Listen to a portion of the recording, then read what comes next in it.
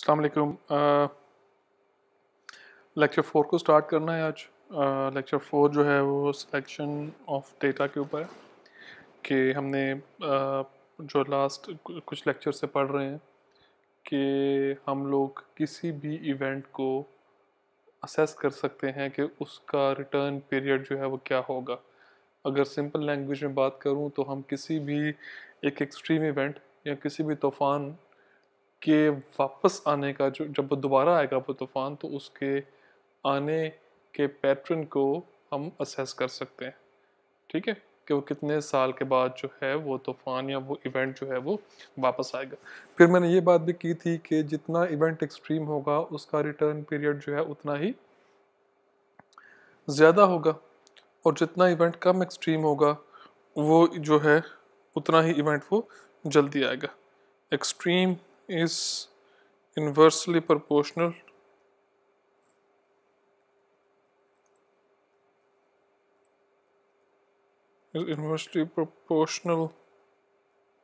to the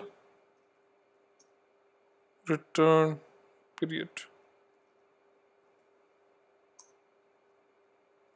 ठीक है, कि एक्सट्रीम जो है वो इन्वर्सली प्रोपोर्शनल होती है हमेशा रिटर्न पीरियड के। जितना इवेंट एक्सट्रीम होगा, या इसको मैं बेहतर लिखूं तो एक्सट्रीम नहीं, extreme magnitude is inversely proportional to the return period of an event. ठीक है, तो इस तरीके से जो है ना हम चीज़ों को इन लार्जर पर्सपेक्टिव देखते हैं। ठीक है, तो अब वो डाटा हमने कैसे सिलेक्ट करना है, हमने कैसे रिटर्न पीरियड निकालना है, ये बहुत सारे सवाल हैं जो कि हमारे पिछले लेक्चर से अभी तक हमारे जहनों के अंदर हैं। ठीक है, और मतलब अगर मैं लेमन के लिहाज से बात करूं तो ये बड़ी एक एक्स्ट्रॉर्डनरी बात लगती है कि जी आपको ये पता हो कि एक ख़ास जो तूफ़ान है वो कितने अरसे बाद उसने वापस आना है। मैं एक बात इससे पहले ये करता जाऊं कि जब आप एक्सट्रीम इवेंट का रिटर्न पीरियड फाइंड करते हो ना, तो रिटर्न पीरियड जो है वापस आने के टाइम को नहीं बताता। वो ये बताता है कि जी कितने अरसे के अंदर ये इवेंट एक ना एक बार ज़रूर आएगा। जैसे मैं बोलता हूँ कि एक इवेंट है, for example an event has a return period of 25 years. ठीक है ना, कि एक इवेंट है उसका रिटर्न पीरियड जो है 25 साल है। इसका मतलब पता क्या, it means that the event will come once in 25 years, कि 25 साल के अंदर अंदर ये इवेंट एक दफ़ा वापस आएगा। सही है, हो सकता है कि वो 20 साल के बाद वापस आ जाए, हो सकता है कि वो 10 साल के बाद वापस आ जाए, हो सकता है कि वो 5 साल के बाद वापस आ जाए। 25 साल के अंदर अंदर एक इवेंट ने वापस लाजमी आना है।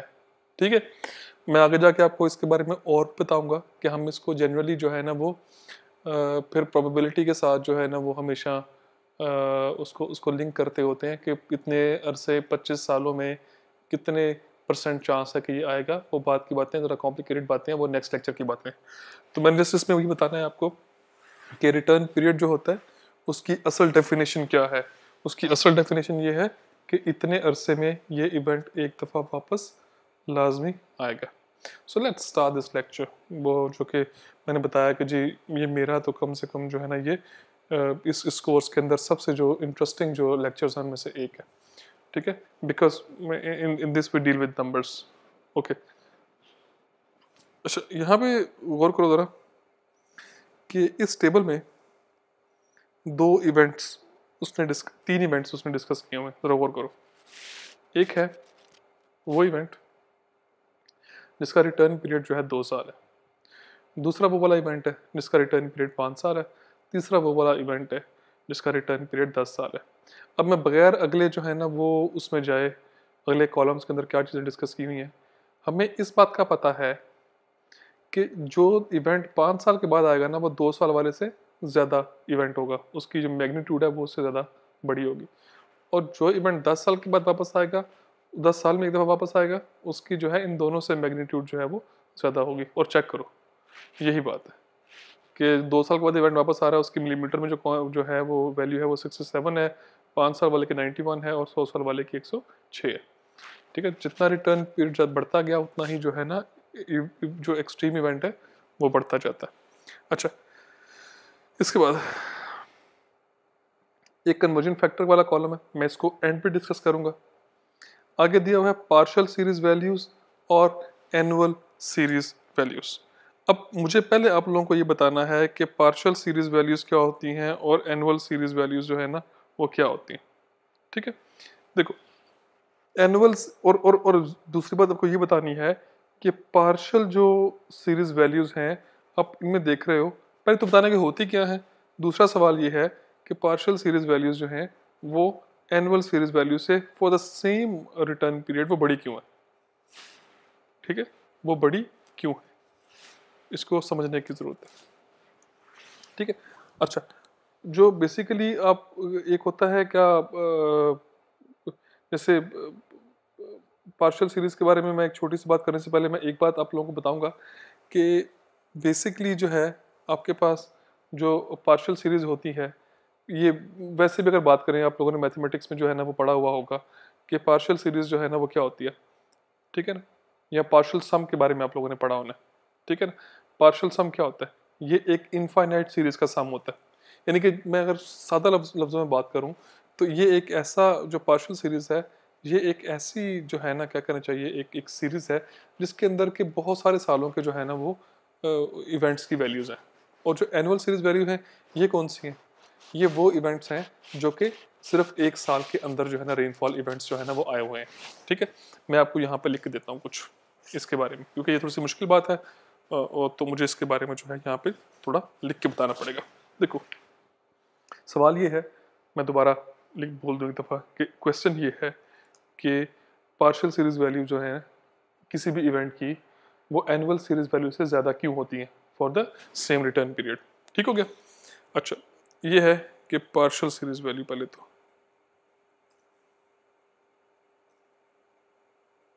ठीक है, पहले इसके बारे में जो है ना मुझे आप लोगों से डिस्कस करना।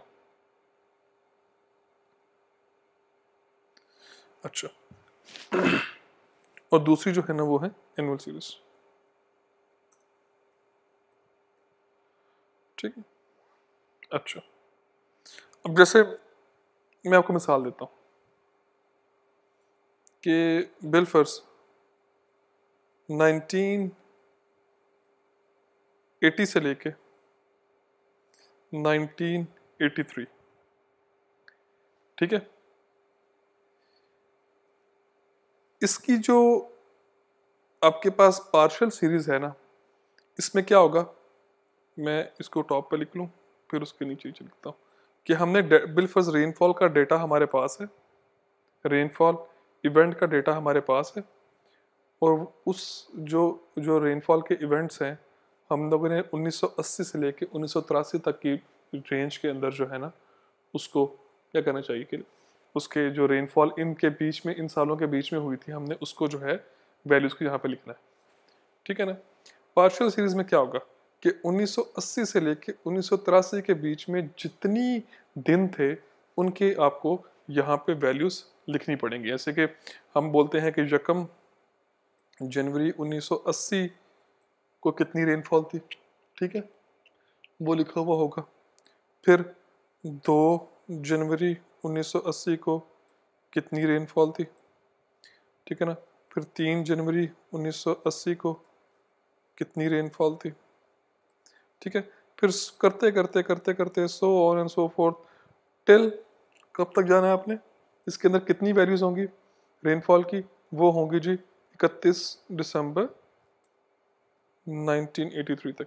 ये जी इतनी इसके अंदर हर रोज़ जो बारिश हुई थी, यकम जनवरी को कितनी बारिश हुई थी, मैं मिसाल दे देता हूँ कि 2 मिलीमीटर हुई थी जी, ठीक है ना, 2 को हुई थी जनाब 3 मिलीमीटर हुई थी, ठीक है, 3 जनवरी को कोई बारिश नहीं हुई, ज़ीरो लिख दिया आपने, और 31 दिसंबर 1983 वाले दिन बारिश पर 16 मिलीमीटर हुई थी। ठीक है, अच्छा, अब एनुअल सीरीज में क्या है, एनुअल सीरीज में ये है कि आपने हर साल का जो वैल्यूज हैं वो लिखनी है। जैसे 1980 की इसमें से वैल्यू आ जाएगी, ठीक है ना। ये क्या होगा कि ये होगा 1 जनवरी 1980 को जितनी रेनफॉल हुई थी, ठीक है ना। करते इसमें करते करते और आहा, करते करते कहाँ तक जाना है, 31/12/1980। ठीक हो गया। यानी कि इसके अंदर एनुअल सीरीज के अंदर 360 वैल्यूज होनी है रेनफॉल की, और इसमें कितनी होनी है जी पार्शियल सीरीज में, इसमें जितने डाटे की लेंथ है उतनी वैल्यूज इसके अंदर होनी है। ठीक है, अगर 5 साल का डेटा है तो 5 साल की वैल्यूज इसके अंदर आनी है, और अगर 6 साल का डेटा है तो 6 साल की वैल्यू इसके अंदर आनी है, जबकि इसके अंदर जो है हर साल का डेटा जो है वो डिफरेंट तरीके से होगा। अब देखो, मैं इन टर्म्स ऑफ क्या करना चाहिए मुझे कि एक एक आपको आप खुद ज़रा इस चीज़ को एनालाइज करो कि मैं बिलफर्ज एक बच्चे से आके, अनलेस वो टॉपर नहीं है, ठीक है ना, मैं कोई आपकी पूरी क्लास में से कोई बच्चा जो है सिलेक्ट करता हूँ और उससे बोलता हूँ कि तुम्हारी सीजीपीए कितनी है। ठीक है, अच्छा, अब ये अगर बहुत कम प्रोबेबिलिटी है कि वो बच्चा जिसको मैंने खड़ा किया है उसकी सीजीपीए जो है क्लास के अंदर मैक्सिमम होगी। ठीक है ना, क्या वजह, ये वजह है कि अगर तो वो टॉपर है फिर तो वो है, लेकिन टॉपर होने का चांस उसका जो है वो रैंडमली बंदा बंदा पिक करूं, क्लास में 100 बच्चा है तो टॉपर को पिक करने का मेरा चांस कितना है, प्रोबेबिलिटी कितनी है, सिर्फ 1%, अगर 100 बच्चे हैं क्लास में। ठीक हो गया, 99% चांस है कि मैं कोई टॉपर आप जो है ना वो सिलेक्ट नहीं करूंगा, रैंडमली मैं कोई बच्चा जो है सिलेक्ट करता हूँ। ठीक है, क्लियर है ये वाली बात। अच्छा, अब मैं जो है वो क्या चांसेस क्या है कि जो मैंने एक बच्चा जो है सेलेक्ट किया है, चांसेस क्या हैं कि उसकी सीजीपी ज़्यादा होगी, या जो आपके पास बच्चे ज़्यादा सारी लॉट है उनमें से किसी की सीजीपी ज़्यादा होगी। ऑब्वियस सी बात है कि जो बाकी लॉट है चांसेस ये हैं कि उसकी सीजीपीए जो है वो, उनकी सीजीपीए जो है उनमें से कोई ऐसा बच्चा लाजमी होगा कि जिसकी सीजीपीए जो है वो उससे ज़्यादा हो।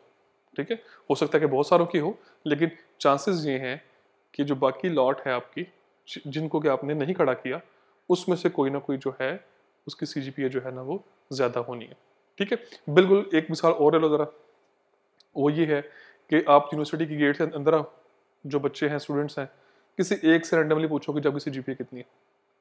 ठीक है, आपने पूछ ली उसकी सीजीपीए जो है बिल्कुल, उसने बोल दिया 3.8 है, तो यूनिवर्सिटी के अंदर क्या इस बात का चांस है कि उससे ऊपर की सीजीपीए किसी की होगी?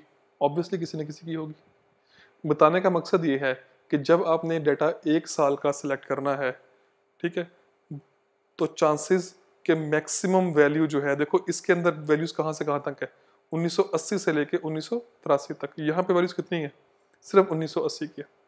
चांसेस क्या है, चांसेस ये है कि इसके अंदर जो है जो मैक्सिमम वैल्यू होगी डाटे की, जो मैक्सिमम इवेंट होगा उसकी वैल्यू इसमें ज़्यादा होगी और इसमें जो है ना वो कम होगी।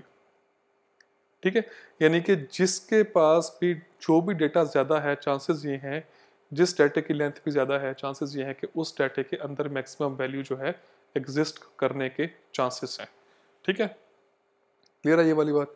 तो एनुअल जो, और वैसे भी खुद भी आप देख सकते हो कि जी इसमें तो अगर 1980 की वैल्यू भी है इसके अंदर, तब भी 1980 का बिलफर्स इवेंट जो है ना वो एक्सट्रीम था किसी दिन का, तो बराबर तो ये हो सकती हैं, लेकिन कभी भी जो है वो पार्शियल सीरीज की वैल्यू एनुअल सीरीज से वैल्यू जो है ना वो कम नहीं आएगी। यही एग्जैक्टली जो है वो यहाँ पे हुआ है कि आपने पार्शियल सीरीज की जो वैल्यू है वो ज़्यादा आ रही है और एनुअल सीरीज की वैल्यू जो है ना वो कम आ रही है। क्लियर। अब वो ये कहता है कि अगर आपने पार्शियल सीरीज की वैल्यू को इस कन्वर्जन फैक्टर से मल्टीप्लाई करोगे ना, तो एनुअल सीरीज की वैल्यू जो है ना वो आ जाएगी। ज़रा खुद देखो, मेरे पास भी कैलकुलेटर है, मैं इसको जो है वो निकालता हूँ। कैलकुलेटर को अगर आप जो है वो मल्टीप्लाई करो, बिलफर्स 76 को मल्टीप्लाई करो आप 0.88 के साथ, तो 66.88 आती है, तो मतलब ऑलमोस्ट 67 है। ऐसे ही अगर आप जो है वो 95 को मल्टीप्लाई करो 0.96 के साथ तो वैल्यू 91 आती है, और 107 को मल्टीप्लाई करो 0.99 के साथ, तो ऑलमोस्ट वैल्यू जो है ना वो 106 आती है। So this is how, this is the difference between the partial series and annual series. और मेरा एक सवाल, मेरा एक एमसीक्यू जो है वो, एक या दो एमसीक्यूज इसके ऊपर लाजमी जो मिड एग्जाम है वो होंगे, इन केस के मिड एग्जाम लाइव जो है आपका ऑनलाइन होता है, जिसके के चांसेस बहुत ज़्यादा है। ठीक है, तो हमने ये समझ लिया इस बात को। हम अगली बातें जो हैं वो अगले उसमें पढ़ते हैं, क्योंकि मेरे ख्याल 10 मिनट से ऊपर हो गई है ये मेरी रिकॉर्डिंग, तो अपलोड करने में मसला हो जाता है बाद में। तो इसको हम यहीं पे फिनिश करेंगे और फिर जो है वो अगले पॉइंट्स नेक्स्ट स्लाइड में डिस्कस करते हैं। So stay tuned.